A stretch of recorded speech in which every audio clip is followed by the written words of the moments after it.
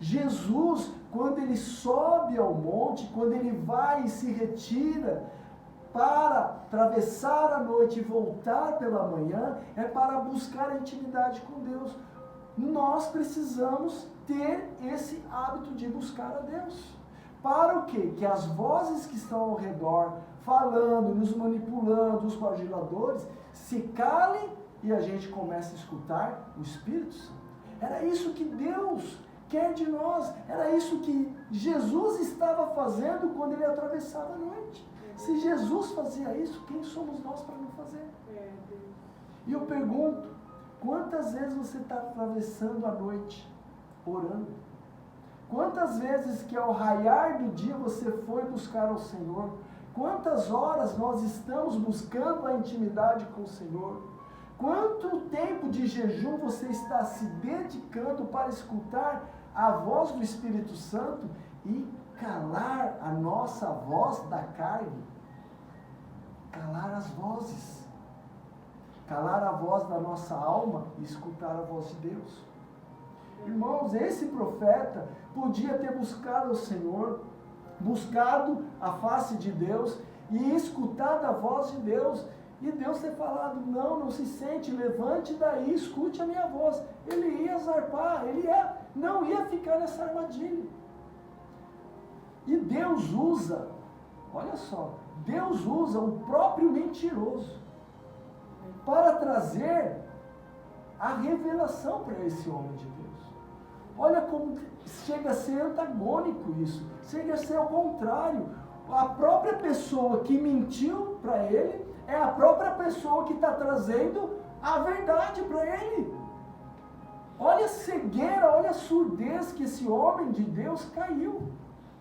Irmãos, hoje é para nos alertarmos, para a gente ficar atento. O que as nossas emoções, o que as nossas necessidades está falando para nós e nós não estamos escutando direito a voz de Deus. A direção que Deus já deu para nós. Mas agora a gente vai, não, é uma necessidade aqui, é a minha alma falando isso, é meu medo, minha insegurança, minha ansiedade, e aí a gente começa a tomar atitudes que não são de Deus, que Deus não deu essa orientação. Busque a Deus, atravesse a noite como Jesus fez, escute a voz do Pai, que a voz do Pai é certeza, ela vai trazer paz ao nosso coração e vai dar a direção certa. Amém? Amém. Amém. No verso 20, fez eu refletir nessa palavra, nas nossas necessidades e nas pessoas que estão ao nosso redor, ou as circunstâncias que estão ao nosso redor.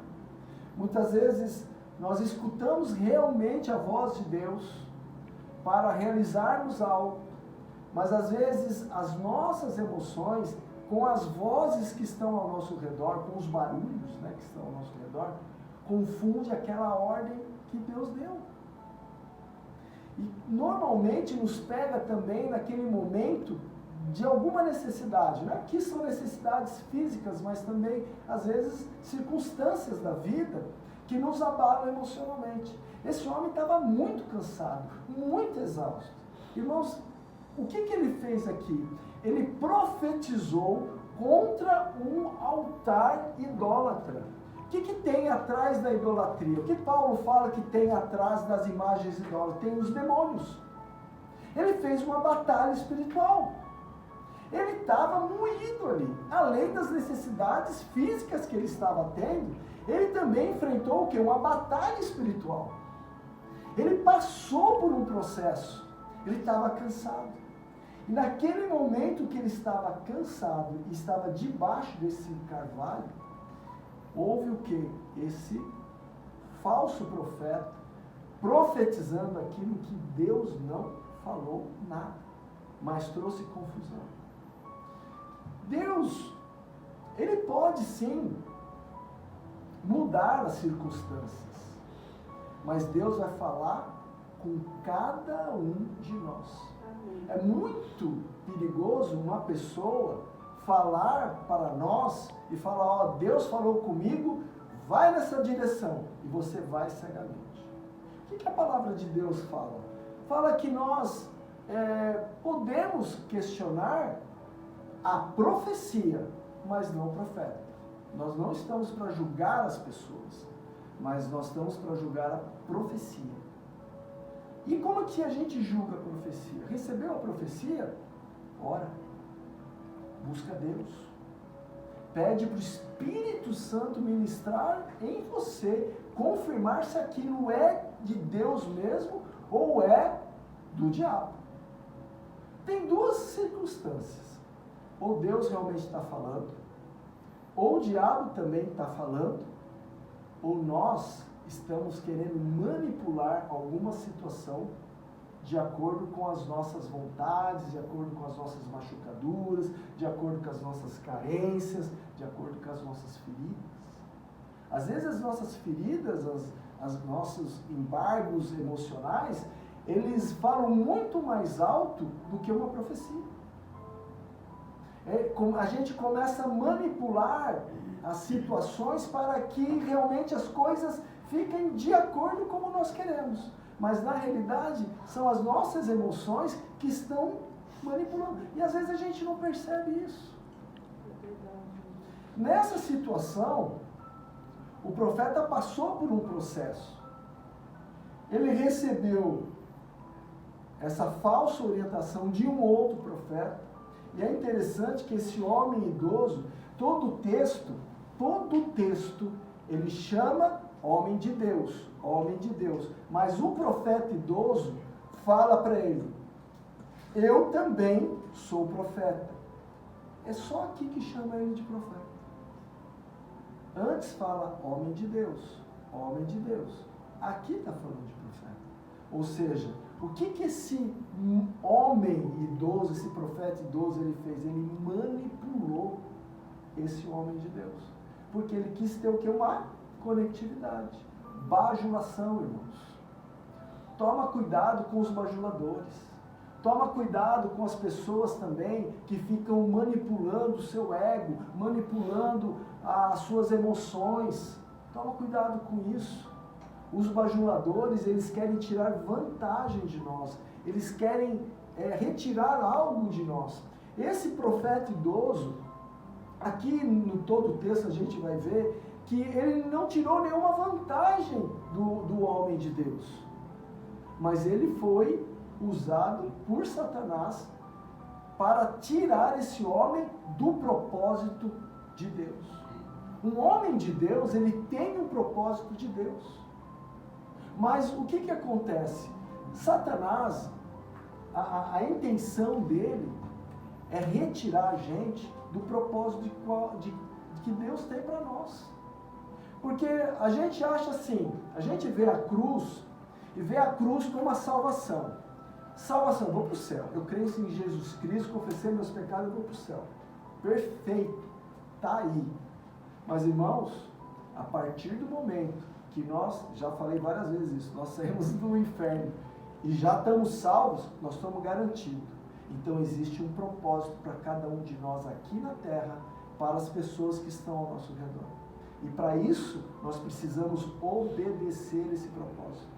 Então a nossa vida não deve estar nas expectativas das pessoas ao nosso redor, ou seja, aquilo que os bajuladores querem, ou aquilo que nós queremos agradar as pessoas para nós sermos bem recebidos, para nós sermos aceitos. Toma cuidado com isso, porque a nossa obediência está no propósito de Deus e influenciar as pessoas para que essas pessoas saiam do inferno e venham para o reino de Deus. Esse é o maior propósito para as nossas vidas. Salvos já estamos, mas temos uma missão para cumprir, temos um propósito para cumprir, e é isso que Satanás não quer que a gente faça, obedecendo a Deus. Às vezes as coisas parecem assim, que surgem de forma tão sutil, tão fácil, e a gente fala assim, nossa, apareceu uma oportunidade, caiu no meu colo. Mas a gente tem que vigiar bastante sobre isso. Porque uma pessoa idosa, cabelos brancos, especialmente naquela época, representava muita sabedoria. E veja bem que esse profeta convidou esse homem de Deus o mesmo convite que Jeroboão fez. Vamos lá ver. No verso 14, partiu em busca do homem de Deus e encontrou sentado debaixo de um grande carvalho. Quando esse homem de Deus estava sentado ali, o que ele estava fazendo? Descansando. Ele estava descansando. Mas havia necessidades dele. Ele foi por um tempo, andou esses 20 quilômetros, chegou em Betel, fez o que tinha que fazer, como nós já falamos ali, o altar, rachar, a mão de Jeroboão secar, depois voltar, ele conversar com Jeroboão, ele estava voltando, esse homem aparece lá, encontra ele sentado debaixo do carvalho. Sentado, descansando provavelmente, porque havia o quê? Muitas necessidades físicas dele. E ele fala assim, em seguida o profeta o convidou, vem comigo à minha casa para comer alguma coisa. Mas o homem de Deus recusou, explicando, não posso voltar contigo, nem entrar em tua casa, tampouco poderei comer pão, nem beber água contigo neste lugar. Porque assim me foi ordenado pela palavra de Yahvé. Ali não comas pão, nem bebas água, tampouco retornes pelo caminho onde vieste. Contudo, o homem idoso lhe respondeu, eu também sou profeta como tu. E o anjo lhe falou por ordem do Senhor, faze-o voltar comigo à tua casa para que coma pão, beba água. Todavia, o velho profeta não estava dizendo a verdade.